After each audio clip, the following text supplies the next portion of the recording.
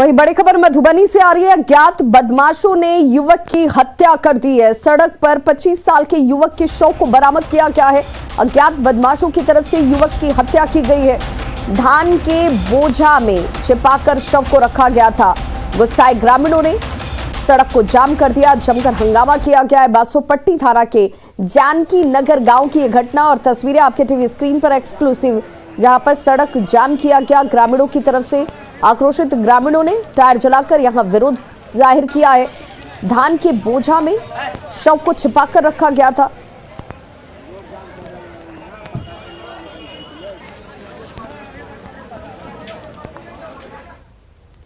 बड़ी खबर राजधानी पटना से आ रही है, जहां दोस्तों ने दोस्त की पीट पीट कर जान ले ली है। मनेर में श्राद्ध कर्म से लौट रहे युवक की हत्या की गई है।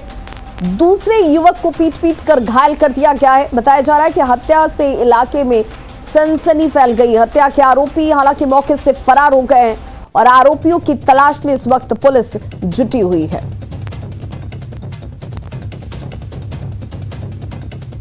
तो दोस्तों ने ही दोस्त की पीट पीट। इसमें लग रहा है कि हमारा लड़का को मार के फेंका गया। किस लिए मारा है? किस लिए? अदालती खोजना है। रास्ता चल रहे हैं, कुत्ता काट ले रहा है पीछे से और कुत्ता को मरबे नहीं किए। हम जा रहे हैं, रास्ता धर के पॉकेट मारा जा रहा है। ये कोई वैल्यू है? किसी पर शक है आपका? शक है तभी ना बोल रहे हैं कि लड़का को हमारे घर से बोला कि अच्छा, ये रात जो है हम लोगों को सूचना मिला है 12 बजे तकरीबन कि इनको जो है मार वार के जो है फेंक दिया गया है, इनकी हत्या हो गई है। सूचना के बाद हम घटनास्थल पर गए तो लाश हमें प्राप्त हो गया है। तो सुबह हमने जो है पुलिस को सूचना दी है और इसकी निष्पक्ष जांच की मांग करते हुए दोषियों को उचित कार्रवाई की जो है हम लोग मांग कर रहे हैं। पटना के खुशरूपुर में दो ऑटो की आमने सामने की टक्कर में एक शख्स की मौत हो गई, जबकि ऑटो में सवार 12 से ज्यादा लोग घायल हो गए। सभी को इलाज के लिए अस्पताल में भर्ती कराया गया है। घायलों में शामिल एक महिला को पीएमसीएच रेफर किया गया। पटना बख्तियारपुर स्टेट हाईवे के तपा स्थान के पास यह हादसा हुआ। मृतक अजय कुमार खुशरूपुर के चक हुसैन मोहल्ला के रहने वाले थे। वो उनको कोई दिक्कत नहीं था, लेकिन इनके चलते या कोई समझ में नहीं आया, थोड़ा घबराहट ज्यादा। बच्चों के खिलाफ होने वाले यौन अपराध को लेकर सुप्रीम कोर्ट ने बड़ा आदेश दिया है। सुप्रीम कोर्ट ने बॉम्बे हाई कोर्ट के उस फैसले को खारिज कर दिया जिसमें बॉम्बे हाई कोर्ट ने बाल यौन अपराध के लिए स्किन टू स्किन टच को पैमाना बताया था। सुप्रीम कोर्ट ने कहा है कि बच्चों के खिलाफ होने वाले यौन अपराध के लिए स्किन टू स्किन कांटेक्ट जरूरी नहीं है। कोर्ट ने यह भी कहा है कि स्किन टू स्किन कांटेक्ट के बिना बच्चों के यौन अंगों को छूना पॉस्को कानून के तहत यौन शोषण है। कोर्ट ने यह भी कहा है कि यौन इच्छा से बच्चों के अंगों को छूना पॉस्को एक्ट के तहत अपराध की श्रेणी में आता है। सुप्रीम कोर्ट ने यौन अपराध से जुड़े बॉम्बे हाई कोर्ट की परिभाषा को गलत बताते हुए कहा कि पॉक्सो एक्ट का उद्देश्य बच्चों को यौन शोषण से बचाना है और ऐसी संकीर्ण व्याख्या जो है वो बेहद हानिकारक होगी। कोर्ट ने इस मामले के आरोपी को 3 साल की सजा सुनाई।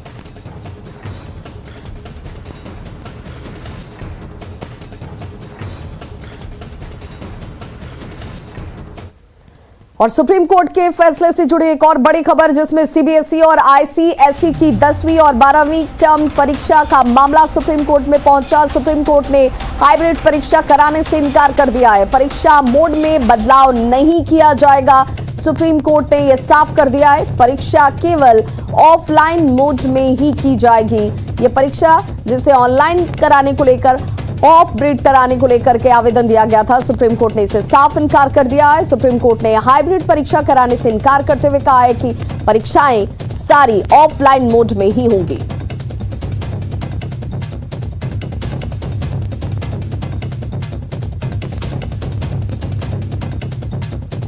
तो सीबीएसई और आईसीएसई की परीक्षा का मामला सुप्रीम कोर्ट में इससे जुड़ा बड़ा फैसला, जिसमें 10वीं और 12वीं की टर्म परीक्षा से जुड़े मामले पर सुप्रीम कोर्ट ने साफ कर दिया है कि परीक्षाएं ऑफलाइन मोड में ही होंगी।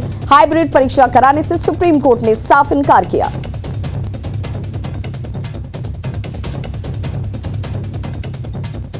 तो तो परीक्षा के मोड में किसी तरह का कोई बदलाव नहीं होगा। सुप्रीम कोर्ट ने यह साफ कर दिया है अपने फैसले में। सीबीएसई और आईसीएसई की परीक्षा के मामले के मद्देनजर सुप्रीम कोर्ट का यह बड़ा फैसला, जिसमें ऑफलाइन परीक्षा ही कराई जाएगी।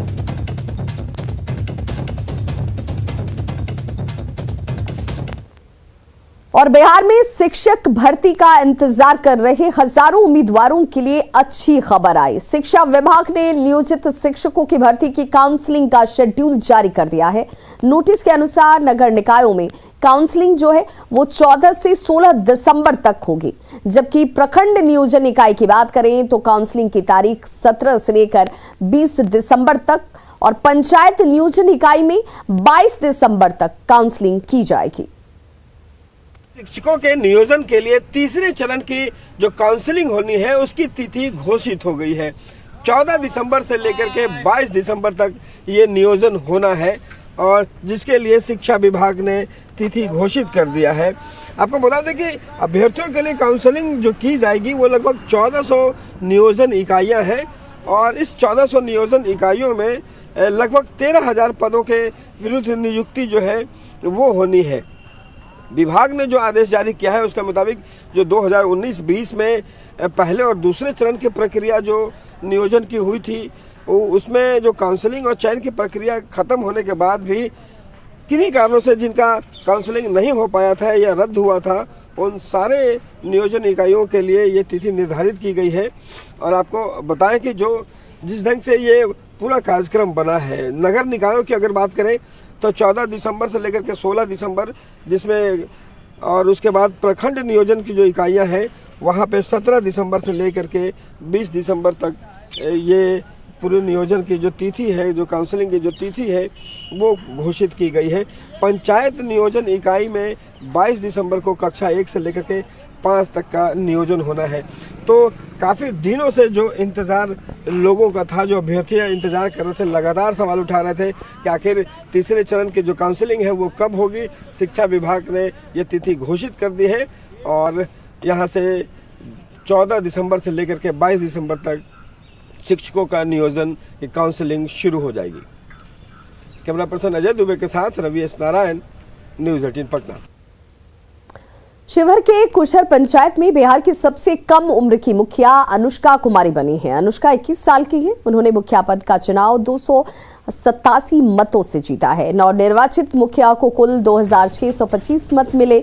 वो बेंगलुरु में रहकर पढ़ाई करती थी। हिस्ट्री ऑनर्स से बैचलर डिग्री हासिल इन्होंने की है और आगे भी पढ़ाई जारी रखना चाहती हैं। अनुष्का समाज को कुरीतियों से मुक्त कराना चाहती हैं। गाँव पंचायत के लोगों की जीत है, तो मैं उन्हें बहुत धन्यवाद देती हूँ कि उन्होंने मुझे मुखिया के लिए पद के लिए मुझे चुना और मैं उनके विश्वास पे खरी उतरूँगी। मैं उनके हर प्रॉब्लम को, हर समस्या को सुनूँगी और मैं उनका विकास करूँगी और गाँव का भी विकास करूँगी। और सबसे कम उम्र की एक उम्मीद प्रत्याशी है और जीत हासिल की है। और युवाओं के लिए आपका क्या कहना है?